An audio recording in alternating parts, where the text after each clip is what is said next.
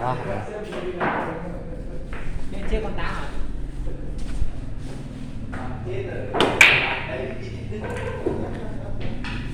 Đi đi em, 13 này.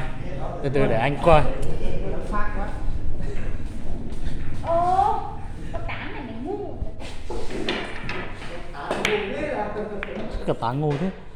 Vào đây, con lợn này. Thôi.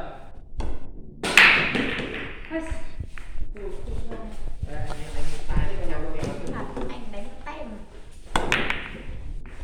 Bạn mình 2 tay 4 cẳng mà không đánh bằng.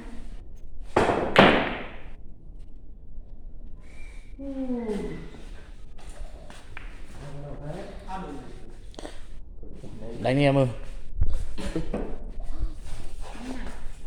Sụp luôn, chết con nào lấy con ấy. Bạn này. Ôi lắm rồi là chồng nhiều kia lấy thì em lại giờ em thi lại luôn. Thật con à? Thật quá à? Đấy, 8 đây.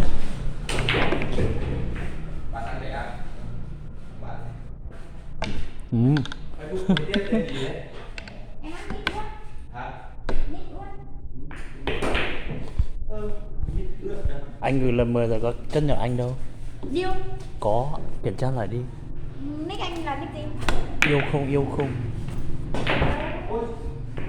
Bạn. Luôn đây. Chấp nhận đi tí anh gửi video vào đấy. Đây, em đang tìm không có. Nhưng mà mạng thì chẳng có loát được đâu.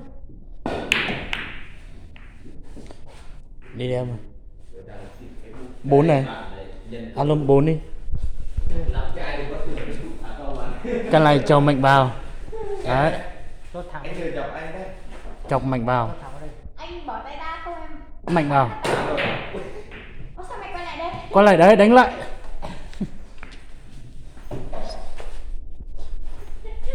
Anh đánh luôn con Lam này. Sao mạng lại điểm quá nhỉ? Bạn xem này. Và nó yếu. Của tôi anh em. Cái lòng chiếm nọ nữa này. Con ăn đi. Ăn luôn đi.